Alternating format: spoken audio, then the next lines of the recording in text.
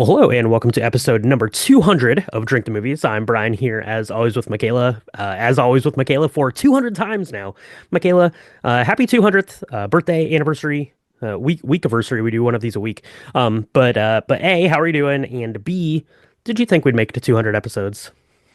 I had all the faith in the world. Hey Brian, happy 200th Hello. episode. I sound a bit like I feel like a mix between Jessica Rabbit and um I don't know, Halsey. I've got that like guttural voice going on. Oh, Just okay. recovering from illness as we both are because I got both of us sick, so that was awesome. Um yes, Can happy confirm. 200th episode. I can't believe we've been doing this for 200 weeks, man. Weeks, not 200 days. 200 Yeah, weeks? That's like 5 years, man. that's like a long time. Yeah, A long time. when we first got the podcast started, right? We were going along, clipping along, doing our thing, and we hit episode 100. That was exciting. We did Silence of the Lambs, right? That was pretty nice. That was pretty nice. And then, we just kept on carrying on. We had to take a bit of a pause to talk about some music, right? Drink the music. That happened for a little while, threw us off schedule, but that's okay. We are back. We are still going strong, and today we celebrate episode 200. Now, 200 is kind of a big deal, or at least it feels like a big deal to us. Maybe listeners out there don't really care that it's our 200th episode, but to Michaela and I, this is very exciting. And that comes with a lot of pressure, right? Oh yeah. You have to pick the right movie for a 200th episode. It's very important. But luckily, in the world in 2024, 2025, there was a film that was released on Christmas Day, and that was a new telling of Nosferatu, which has some critical acclaim, a buzz about it. It's probably going to get several Oscar nominations, and it's a retelling of one of the most classic, most influential films of all time, Nosferatu from 1922. It's not only a 200th episode for us, it's like the 102nd birthday of Nosferatu. So, what a better time to dig into this? So, we're going to be talking about the original 1922 version and the new 2024 version of Nosferatu. How does that strike you, Michaela? Oh, that strikes me in my heart like a stake. All that's missing is a decapitation of some kind. No, wait, that's a different film. I'm very excited about it because Nosferatu is like the original horror movie. I think it's probably the very first horror movie genre like that was ever created. At least the oldest one Mm-hmm. that I've ever seen. And we love a good proper horror movie here at Drink the Movies. Um, and so I'm really excited. We're doing like the old and the new with the Mm-hmm. 200 episode. Like it's all coming together. It's all very connected. I love it. That's right. We're going to talk about the films a little bit, the stories behind them. We're going to talk about, kind of the differences between the two and the liberties that the new one got to take, things of like sound and color that are available to us now. So, let's do this, Michaela. Before we get into the Nosferatu of it all, we need a cocktail that is worthy of not only this new beautiful telling of the story, but the original beautiful story in itself. So let's make up a Nosferatu cocktail. That's what we're going to do when we come back. So let's take a quick break and we'll be right back to mix up this week's drink. So, Ryan, this cocktail is going to be the old and the new. It's going to be creepy. It's got to be something that is very like classic, probably pretty boozy because I mean, there's a lot. This movie the 1922 version as well. I mean, it's really short. It's not a very long film, but it's very heady. There's a lot that happens. And Hmm. so we need a cocktail to at least get us through the first half of it. Um, and this cocktail comes from In Vino Paratus, which is Ooh. amazing. It's got all the things that you need. It's got some Lillet Blanc, it's got some creme de violet, it's got some London dry gin, and of course, because it's got to be creepy, we got to have these like beautiful pomegranate seeds, which I guess are called arrailes or arils. I'm Arils, not yeah. really Come arils. on Is that now. how you say it? Get Great, up on learn something new every day. get up on your pomegranate verbiage Botany. there. Come on. Yeah, right. Yeah, absolutely. So yeah, we wanted something classic and beautiful, and that's what this is. It is called the Nosferatu cocktail, and it talks about that, right? It wanted something, that was, that was very like high profile, that was beautiful and delicate, but also kind of sultry. All the things that you think of when you think of vampires and those classic vampire tales, and that's exactly what this is. It's a riff on a martini, so it's a very stiff drink, but this one is light and delicate and beautiful, like it's fragile, like a rose, right? Like our character here in this film, especially in the new one, Ellen Hooter there, and it comes together really easily, right? You mentioned the ingredients there. Into your shaker tin with some ice goes 2 ounces of London dry gin. If you wanted to be really cheeky, you could use like the Monkey 47 gin, which is a German based gin, which is by all accounts one of the best gins in the world. Really should have thought of that when we were putting this together because this vampire story hails from Germany.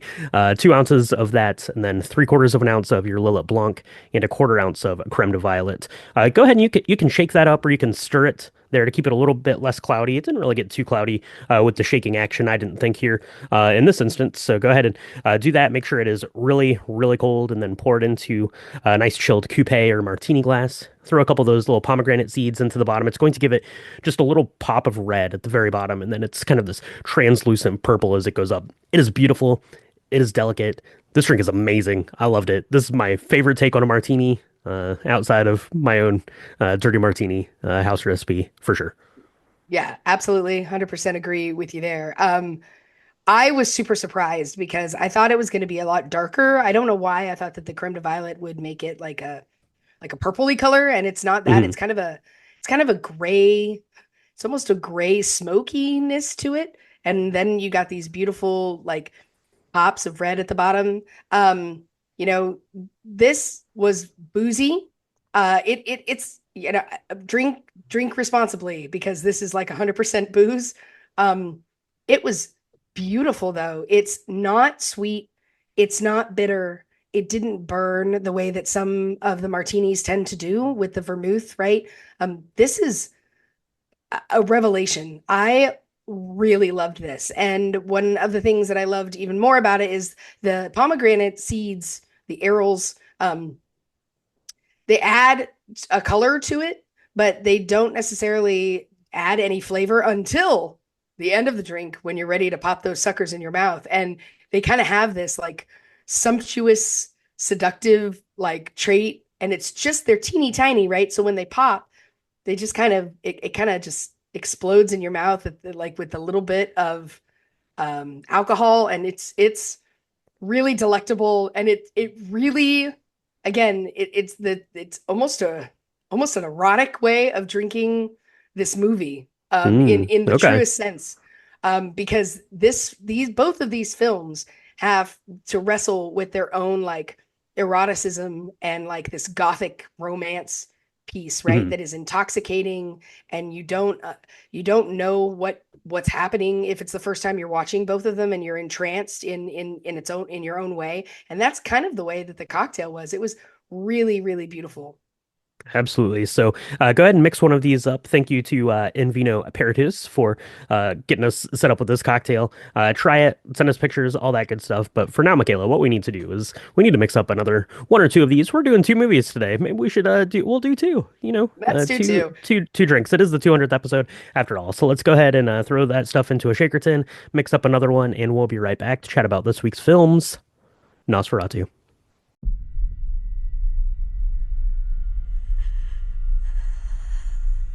Come to me. Come to me. Hear my call. Come to me. Spoiler warning for Nosferatu, both the 1922 and the 2024. If you've not seen these films, you should stop what you're doing. You should go watch both of them. I'm not going to tell you which one I like better yet because that's a spoiler for our episode. But Ooh. we're going to talk about all the things. And if you're going to do that, you should also rewind, like, I don't know, 35, 45 seconds to get our cocktail, because the Nosferatu cocktail is literally one of the best we've ever had at Drink the Movies. So please make yourself up a cocktail, enjoy both of these films, and then come back and let's chat about it. Absolutely. Probably spoiler warning for the 1979 version of Nosferatu as well, although I can't say I've ever seen that, but I'll assume that it goes somewhere along these lines as well. Let's talk about the 1922 version. It was directed by F.W. Murnau. It hails from Germany, and it stars Max Schreck as Count Orlok. And then we're going to be talking about the new one, which was just released on Christmas Day of 2024. It was directed by Robert Eggers, and it stars Lily Rose Depp as Ellen Hooter, Nicholas Hoult as Thomas Hooter. Aaron Taylor Johnson plays Friedrich Harding, And his wife, Anna Harding, is played by Emma Corrin. Willem Dafoe is playing Professor von Franz, and Bill Skarsgård, of course, plays Count Orlok. Because if you have a big scary creature in a film, it's illegal to cast anyone else other than Bill Skarsgård. And I have to say, Bill, you done good. You done good here as Count Orlok. You done good. Mustache notwithstanding, you did amazing. Um, there's a whole Reddit thing about Count Orlok's mustache, and we're not going to talk about that. We're not here to debate that. But yeah, he looks amazing for sure. Absolutely, absolutely. So, let's do this, Michaela. Let's talk about the stories here just a little bit, and then we're going to talk, kind of about some, bits and pieces about the film and kind of compare and contrast a little bit. So basically, if you're familiar with the tale of Dracula, right, Bram Stoker's Dracula, there, you know the gist of the story more or less. If you listened to our episode about Bram Stoker's Dracula that we did over the Halloween season, it's very similar, right? It's just a telling of that book. So basically, here we've got our characters. We've got the Hooters, Ellen Hooter and Thomas Hooter, who are a newlywed couple. And they're going. Thomas is tasked with going to basically sign a land deed with Count Orlok here, who lives in Transylvania, right? He wants to buy some property here in our town. Now, this is a German telling, Nosferatu. So you're going to replace England with Germany. Vilsburg, is that what the name Wiesberg, of the Wiesberg. Wiesberg. So he's going to be sent on his way to basically get pen to paper to get that contract signed. That's pretty good. Now I like in this telling here the what the his boss is named Knock. Now let's go ahead and get right into this, Michaela. In the original version, the 1922 version, Knock is the scariest person I've ever met. Next to Count Orlok. If that guy told me to do anything, I wouldn't do it. I wouldn't work for that guy. That guy's Nope. creepy as all get out before he even Nope. like goes nuts and goes mad. Yeah, it really was Knock that terrified me almost more than Count Orlok in the original. Because his eyebrows alone are death defying. I mean, they are terror striking. Um, yeah, craziness. I love the idea of this because unlike any of the other kind of vampire movies about Count Dracula, what you see here is this guy, this character Knock, and he does it. Both renditions do it so well. He is the kind of the Renfield, right? He is the Hmm. helper, and because Count Orlok can't do this stuff on his own, because he can't get out and about during the day, right? Like there's only so much that he can do, but he somehow has bewitched Count or Knock in both movies, and they're both of those characters I find just as terrifying, if not more so, than the Count Orlok himself, because they are willing to do just unspeakably awful things, knowing full well that they are, kind of ensnaring others in this web of deceit, betrayal, and like evil. Yeah, absolutely. So Thomas is sent on his way, right? He's a young lad. He wants to go and make his fortune, or at least be looked upon favorably in the eyes of his boss. So he goes to Transylvania. He sits in with some locals there on his journeys, and he tells them where he's going. They're like, no, no, bro, don't go there. But he has a job to do, right? So he ends up going to the castle and meets with Count Orlok. There, he does sign some things. He apparently signs the way away his wife, which is not great. Not something you should do either in 1922 or in 2024, 2025 on a side note. But that's going to put him under, I guess, under the stead there of Count Orlok, who doesn't want him to leave, right? He wants to get his affairs in order before Count Orlok is going to make his way back to Germany, take up residency here, and then ultimately, pursue and be with this woman that he has come to adore, Ellen, right? Thomas's wife, and that's kind of the gist of the story, right? It's basically waking Count Orlok and bringing him into this world.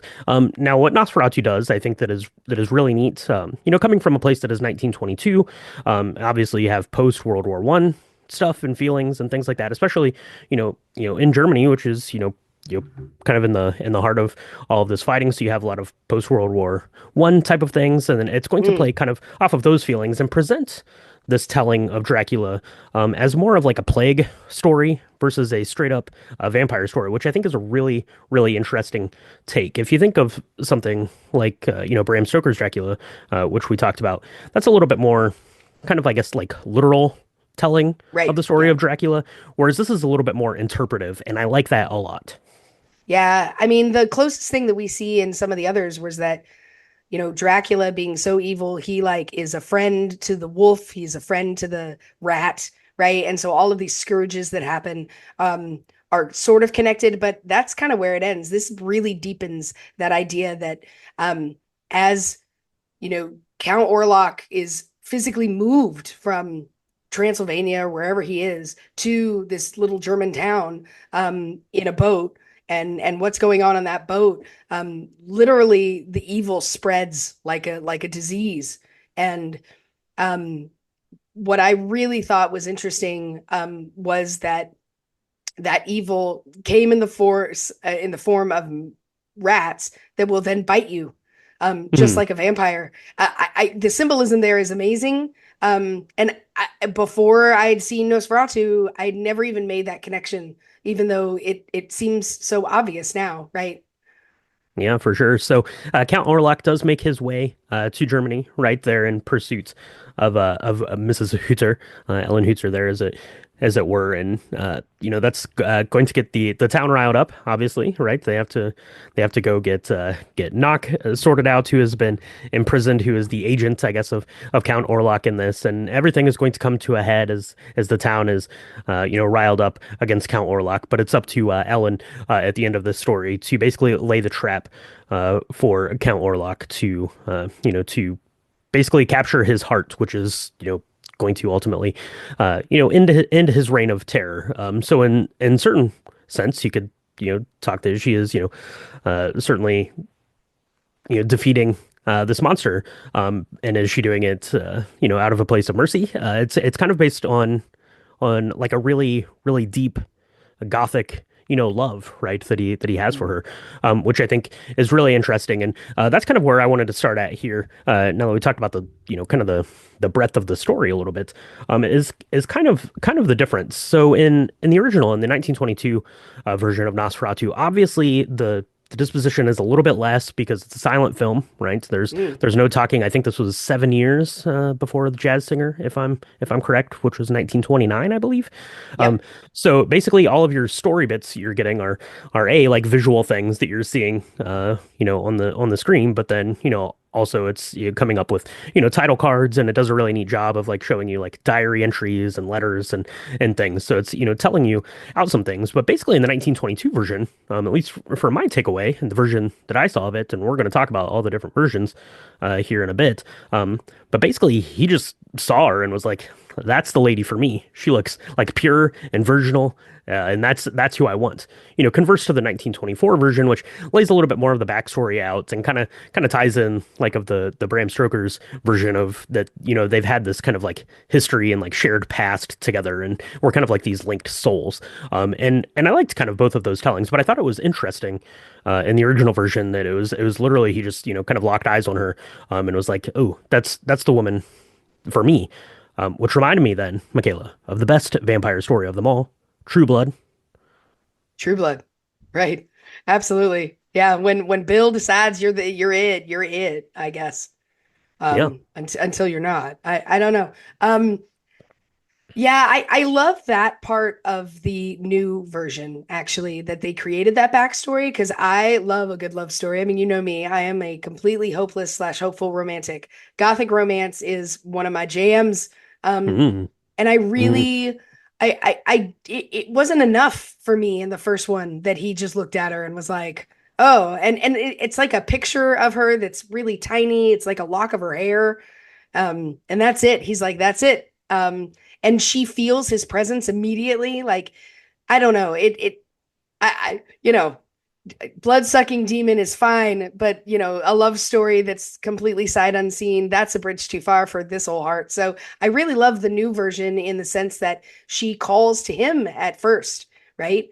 Mhm. years before she ever meets Hutter, years before the crux of the story actually begins. She's very alone and very sad, and she is calling out to anybody, and his soul happens to answer hers. And so it's almost a predetermined, predestined, preordained sort of thing that would happen that would entrance them together, and have her make the ultimate sacrifice to save who she actually loves, which is Hutter, her husband, for the sake of this person that has comforted her and given her sustenance and sustained her emotions for years and years before. It's a much deeper love story, I think, in the second one than the first one. But I also think that in the first one, you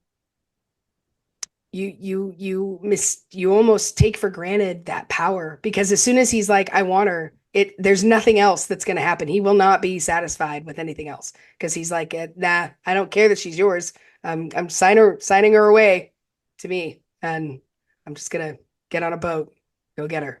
One of the things I wanted to talk about here, too, obviously, in looking at Nosferatu, the new version, it's directed by Robert Eggers, who makes like the best looking movies of all time. His most recent film, I believe, was The Northman, which did not get Yes, nearly enough love, which was beautiful. it was But beautiful. his cinematographer, I guess, partner in crime here is a gentleman by the name of, probably mispronouncing this, but Jaron Blaschke, who has an Oscar nomination for The Lighthouse, which is another Robert Eggers film there. He's almost definitely going to get nominated for best cinematography here this year for Nosferatu as well. But also did, as I mentioned, The Northman, did The Witch, so the other Robert Eggers films. The new version, it looks unbelievable. It's really, really wild. And watching, kind of the 1922 version of this really was amazing to me because, you and I went to see Nosferatu and I'm watching it and, I know the Robert Eggers of it all. I know that it's going to be beautiful. I've seen the previews. I'm like, they're going to use the shadows and all of this. It's going to be white. One of the things that I really loved here in the new version is and maybe it was like in my head, maybe I was imagining it, but it seemed like he would do these shots that like held and like showed off to a distance and like the color would like desaturate like almost to the point where you were watching a black and white film and like you couldn't even like notice it. Like your brain didn't even like recognize that it was happening until it had already happened and you're like, "Wait a minute, is this really black and white?" I don't think it ever like made it into like fully black and white, but it was so desaturated that it just felt Yeah. like it was black and white film for periods, which was beautiful. But the cinematography in the first one is amazing, especially when you consider, that the camera that they were using was like the size of your house. There is a moving shot in it. I couldn't find for sure if this was the first ever like moving shot in a film. But when like the plague doctor, whoever police officer, in the original film, the 1922 version, is going like door to door, like the camera follows him. I'm like, that had to Yeah. have been like one of the first ever times that they had a camera move in a film. So the cinematography for the first one is amazing as well, and just how much inspiration it drew from it. My favorite shot from the first one, and I'm going to turn it over to you, Michaela. There's an image of Count Orlok, and I think it's the scariest image in the film because there's a couple with Count Orlok that are really iconic. But there's one of Count Orlok, and I think he's feeding maybe on Hooter. I'm not sure. He's feeding on someone, and his head is at the very bottom of the screen. Like it's like an entirely blank screen, except it's his head like feeding at the very bottom. And I don't know if it's just like the way that the film has been preserved over this last 102 years, but it's so like fuzzy and like grained out. You can just barely make out his face at the bottom. It's so scary looking, and it cuts away from it, and then it cuts back to it. And just Max Schreck's like giant eyes here, and the prosthetics that he was wearing. It's so creepy, but I love it because it's literally like maybe like 10% of the screen, and everything else is just black. It's just his little face down there. But what do you think about the cinematography here? One versus the other. Any highlights or Oh yeah. complaints? I don't know. Oh, no complaints. I mean, it's hard to compare two of them, right? Because they're very different stylistically in the sense that, like you said, they had very different equipment to work with. And they had to tell a very different story given that we have sound now. And we had the opportunity to use color. I really struggled explaining this to um other people asking about this film, whether it was still in black and white or not, because again, like you say, the play on the color saturation is insane.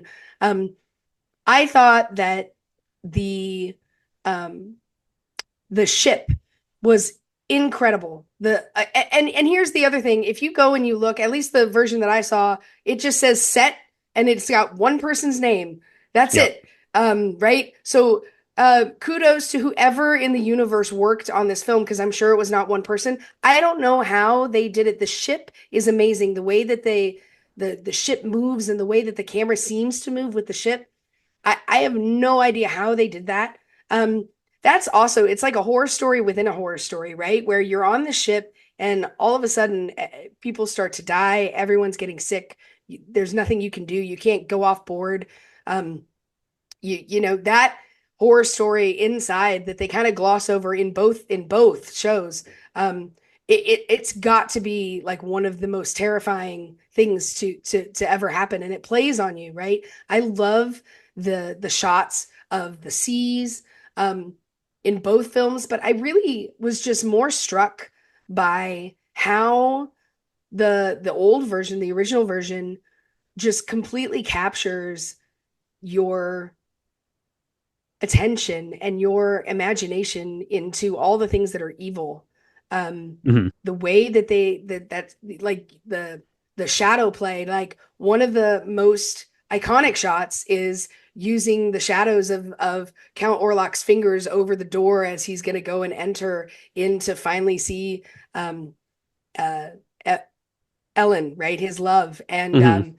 I was watching that piece and my son walked in the room and he immediately, I mean, look, this is a silent film. It's black and white. It's, you know, clearly not a real film. And he's like, Mommy, I don't like that music. I don't like, what are you watching? Oh my God. And he runs out of the room. That that's amazing filmmaking right then. Cause I mean, it's only like 2 seconds. Um, I think that the the cinematography on both of these is incredible. It's really hard to compare and say which one I like better. I mean, you've got a lot more sexy tricks now. But I think that it does such a beautiful job of paying homage and honoring the old one and then doing some new things. Um, the scene where they're on the ocean side and Ellen is like feeling cold in kind Hmm. of the mid conversation. Her trance and the way that they show her cinematically, like in a trance where she's either floating in the air or she's just rigid, and the way it follows her through the house as she's trying to find. I mean, that is, nothing necessarily sweeping and grand about that, but I found that to be probably the most like chilling part of Hmm. the film because again it's all about this newer one was much more about that connection between those two than anything else, and it was that pull. She wanted him but she didn't want him and she was in love with someone. I like it just just the gothicness just was just rich. It's such a richness to it. Hmm. Yeah, absolutely. And talking about kind of the connection between the two, that's a really good time to kind of transition over to this because that's kind of the biggest change, I guess, in the film. Obviously, we talked, kind of about, setting up the story and, how Count Orlok, comes to be infatuated with this woman. But there's one in particular thing that is branched like so unbelievably beautiful. And watching the original, the 1922 version, they talk about Ellen having this melancholy and she goes like to the seaside, right? And she's just wandering around there and it's there's like these like cemetery like stones there on the seaside. And it looks exactly like they made the 2024 seaside version from the way like the headstones looked and stuff like that. Like it's literally like they went to the same exact set and they just filmed it in 4K instead of in this old fuzzed out black and white, no Yeah. color, sort of thing. Like that was incredible. But kind of the middle section of the story here is where you're able to, bulk up the telling of things, and it really kind of expand upon the characters, the Hardings, Friedrich Harding played by Aaron Taylor Johnson, and Anna Harding, who's played by Emma Corrin. You get a lot more of their story and the caretaking that they do of Ellen, which is something that's kind of mentioned, in the original film, and it's not really glossed over necessarily, but it's not really expanded upon how like mad Ellen is going, kind of through all of this, like her madness is taking her over as both of her loves are not in town with her basically there. So that's kind of expanded upon, and then you also get the character of Professor Albin Eberhard von Franz, who's played by Willem Dafoe here in the new one, who has a much more expanded role. And that I do love in the original one. It actually shows the professor doing like some teaching of things, Yeah. and by the time we meet him in the old one, in the new one, he's basically already been let go from the university for being a little bit too nuts, as it were. So his role is going to be kind of greatly expanded upon as they try to get to the crux of what is causing Ellen's madness here. Yeah. I really think that that piece, um, it was good in that it allowed for a lot more comic relief in the new one, which we Hmm. needed. I think because there just wasn't enough time in the old one to really expand on some of that those characterizations. Um, the fact that he knows, he does a little bit of research and he knows what the answer ultimately needs to be in order to get um safe from Nosferatu, right? From Count Orlok. We know that we needed to do something with the soil, and we know that we needed to make sure that he stayed out. There's only one way to do that. Um, Again, though, I think there's a lot more at play um, with the idea of sacrifice in and in the first one. Um, I can't quite remember. I think she's the one who ultimately makes that decision. Um, Versus in the second one, like it's this grand plan that they're gonna get uh Thomas Hutter away from Mm-hmm. Ellen, and then Ellen's gonna go ahead and do this. Like Ellen and Von Franz kind of figure that out together. Um, I think that it's that part is downplayed a little bit more in the old one, in the original, if I remember correctly. And I kind of I don't know which one I preferred, but I think that the wrestling within that we see within Ellen is much more profound in the first one because she really does love her husband, Hmm. but there's this again because we have this background of connection that we're able to as an audience like draw from. It's not something she can so easily just throw, count, or lock away and be like, I'm married now, you need to leave me alone. It's something much more that like completely captivated her soul. I mean, and then it's like draws into other questions of like what is love because she really thought she was in love with Count Orlok's soul, I guess, or she was just entranced by it. She was helpless against it. Hmm. How toxic is that? Like, I mean, and yet we call it a gothic love story when really it's a parasitic kind of thing, you know? Well, it's about the souls being, intertwined, maybe not necessarily in a love fashion there for sure. But yeah, it does a really good job, I think, of, kind of expanding upon that story and making it more I don't want to say like palatable, but it just makes it more like feeling like current of the way we would tell a love story, I guess. In this, and you do get really good scenes here in the new film between Ellen and the professor there of talking, and you'll even see her kind of pull him to the side and be like, hey, this is my plan. I'm going to do this, right? And he kind of sees that out, knowing the need for that to have happened. So Ryan, was there anything that you were there any critiques for you? Anything that you thought that the first one did better than the second? If you were, I mean, we don't want to do like a direct compare contrast, but right. I I want to talk a little bit about the score. And I didn't know, I was surprised a little bit because I'm a lot less musically inclined than you are.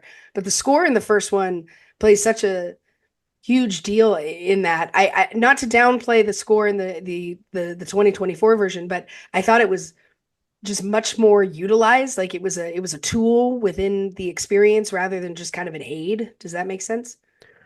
Sure, and I mean, of course, yeah. Let's talk about the score here. And for sure, it's going to be important in a silent film, right? So you're getting the visuals and you're getting the music cues.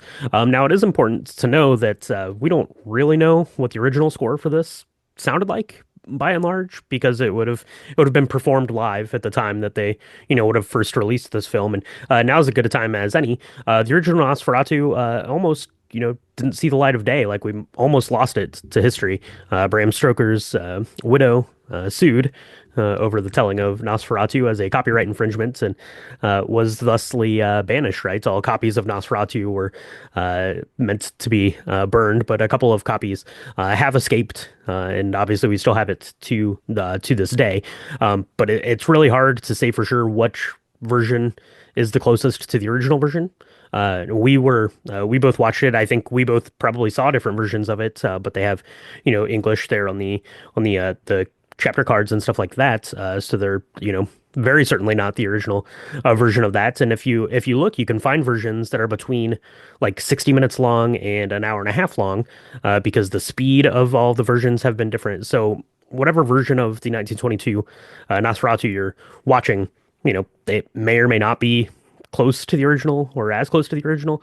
But yeah, so the in the version that I saw, I I loved it. It was so like it wasn't like jarring, but I thought it was funny because like in the scenes that are not like dark and dramatic, it's such like a lighthearted, like a silly symphonies, like sunrise kind of Yeah. kind of Yeah, music did that's it playing. like he's gonna But sing "Oh, what a beautiful morning" but at the then end. but then when when Count Orlok is doing anything or any sort of like shadow play and stuff like that, it's just this dark, brooding sort of thing. Apparently, a lot of the after music came in with like the Hammer horror films. I guess the composers there for that did a lot of work in these kind of quote unquote like newer versions of the original story there.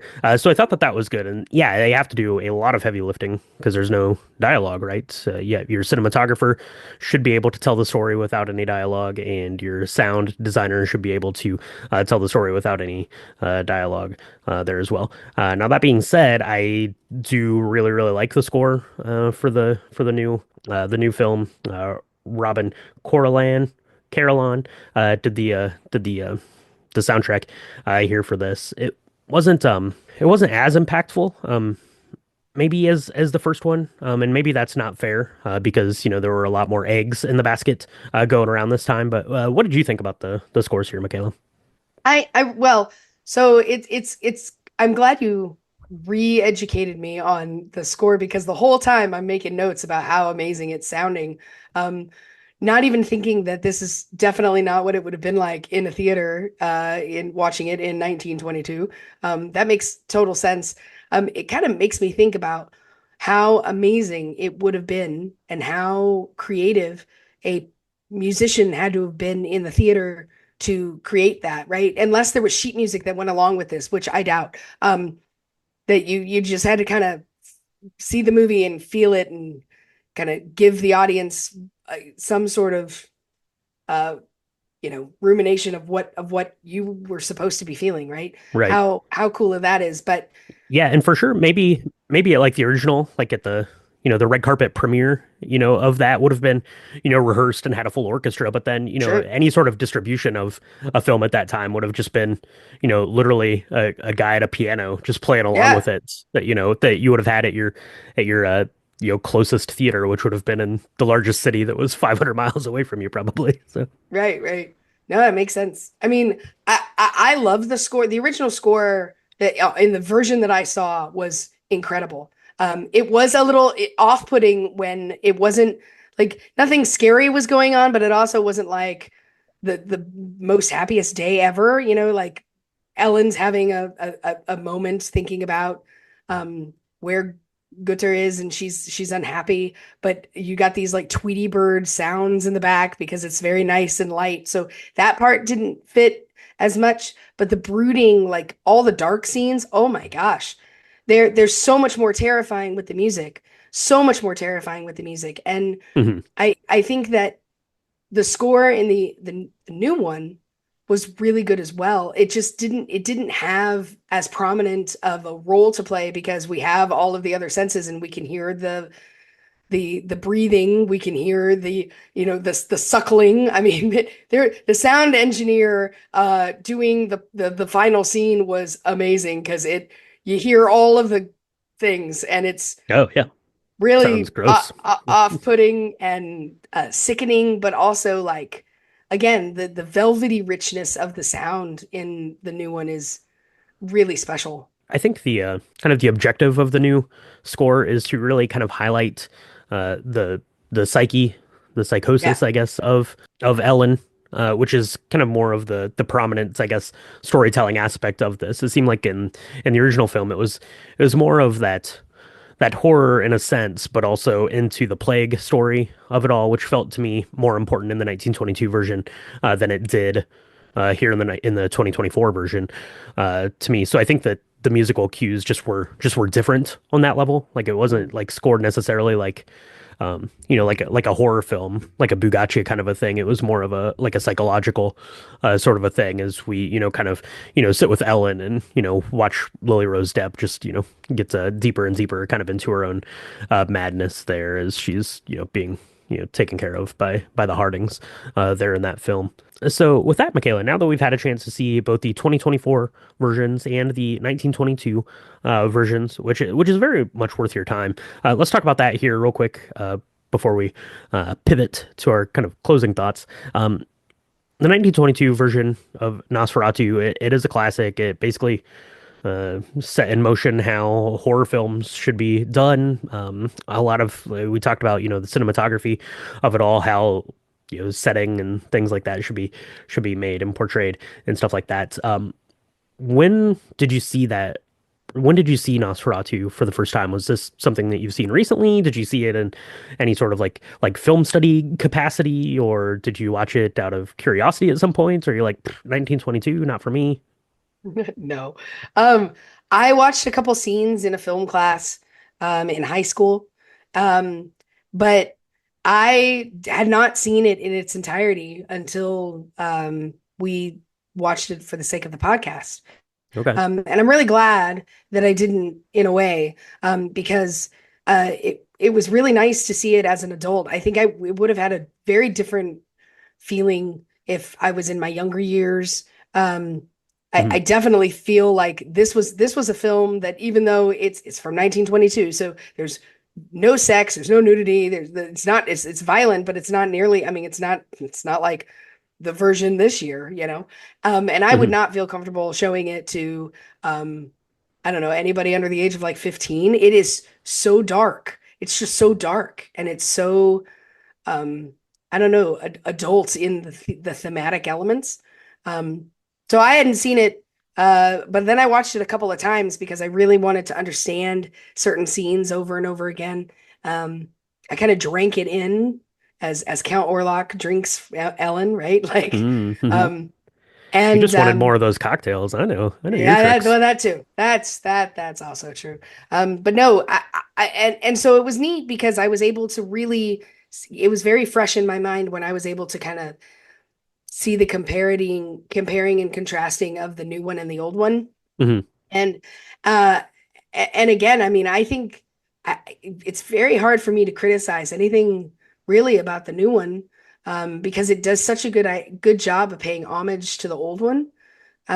and to the Yeah. original, and to keeping, the bones of that. It adds things for sure. It adds flourishes. There's that whole backstory of connection that we've talked about.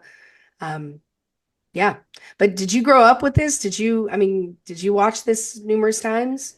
So not numerous times, but I did watch it the first time in college in an intro to film class. It was one of the films that got shown there, rightfully so. So that was the first time that I'd seen it, and I hadn't actually watched it since then. Other than you'll see like a like a scene or something from it if you're watching like a like a Hollywood like presents kind of a thing on like some sort of Yeah, like yeah. reel of like best things that movies have ever done there for sure. But I hadn't watched it again until recently, and I was like coming out of the movie theater seeing the 2024 version, which I loved. I thought was incredible. Um, I was like salivating to go watch the original. Like I could not wait to go figure out like where like the like most original version I could find was to see because I was so interested to seeing it. It's been, 20 plus years since I've seen it now. To see what the differences were, what the artistic license was, like how like close, the story held because, obviously there's a lot that has to change, from a 80-minute silent film from 102 years ago to a film that you're putting into a movie theater today. So what changed? What was different? Why was it different? Why did we take the story that way? And I think that Robert Eggers did an amazing job of, getting to all of those forks in the road and always picking the right one. I don't know that I would say that it's a perfect film, but I loved it. And as a retelling of the original one, it's like so incredibly worthy of it. And I've never seen the 1979 version. I don't know anything about that, but I'm pretty high on this one, Michaela. Yeah. Yeah, no, I think it's a triumph. I think it's going to get a lot of awards love. I think it's going to get a lot of nominations. And it's gonna be tough because I just feel like and Lily Rose as Ellen, oh my gosh. I mean, what a haunted character. She's so torn, like she's so torn. She does an amazing job. Um, and there's so much change that happens literally within her, right? Over the course of the Hmm. period as she's descending into her madness. Um, I don't know. This is gonna get it's gonna get a bunch of nominations. Cinematography, art. I mean, art direction, art design. I mean, oh my gosh, that walk at the opening. It was in the first like 20 minutes from when Thomas walks from his house basically to Knox building. Hmm. That scene, I just loved the richness there. Where I mean, you've got the sewers in the streets and I mean, it's really, really just beautifully done. Yeah, I don't know if any of that was filmed on location in Yeah. Germany or some sort of German adjacent sort of place, if that was built, if it was CGI, but it looked incredible. It was very immersive. Just the set design, just in general. Whoever was like in charge of props for the film, kudos to you because there was always about 15,000 objects on screen at any given time, and it really kind of captured that same sort of essence that the original one does, which is also very busy on screen because, you have a static camera that's going to film for 30 seconds and that's it, right? So how do you tell your story? You have to do it. And I feel like it did a really good job of paying homage to that there as well. So that is Nosferatu, both the 1922 and 2024 versions. So everyone out there listening, hopefully you have enjoyed that. Hopefully you've had a chance to see the original Nosferatu, and if not, make a plan to go see it. It's definitely worth your time. It's going to be 80-ish minutes. Well spent for sure, and it's going to, shed the lights on a lot of things that, just take for granted now in terms of filmmaking. So go check that out and definitely make up a Nosferatu cocktail, again from In Vino Peritus. So mix one of those up and send us a picture of it on our social medias. We are at Drink the Movies on Instagram, Threads, Blue Sky, and Facebook.com/Drink the Movies. You can go to our website, www.drinkthemovies.com. That's where we're going to have pictures of our cocktails, episode recaps, links to our merchandise shop, links to Drink the Video Games, links to the Patreon. And Patreon is where you need to go because that's where we have our bonus content. We're doing bonus episodes there. We're doing monthly hangouts with our patrons. We've got our Patreon version of the Discord. All that stuff can be found at patreon.com/drink the movies. So Michaela, they've done all that. They've mixed up their Nosferatu cocktail. They have went back in time and, experienced this symphony of horror, as it were. And then we're going to want to make sure that they're following along with the podcast. Now that we're 200 episodes in, we should be getting good at this any day now. So thank you so much for tuning in. Where can they follow along with the podcast? You can find us on Apple Podcasts, Spotify, Good Pods, anywhere where Spotify podcasts are distributed and supported.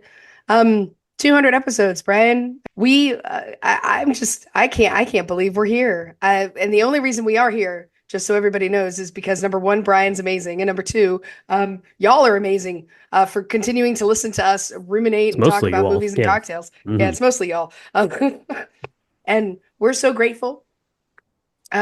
If you're new to the podcast, welcome. You arrived just in time. There is a subscribe button that you can press.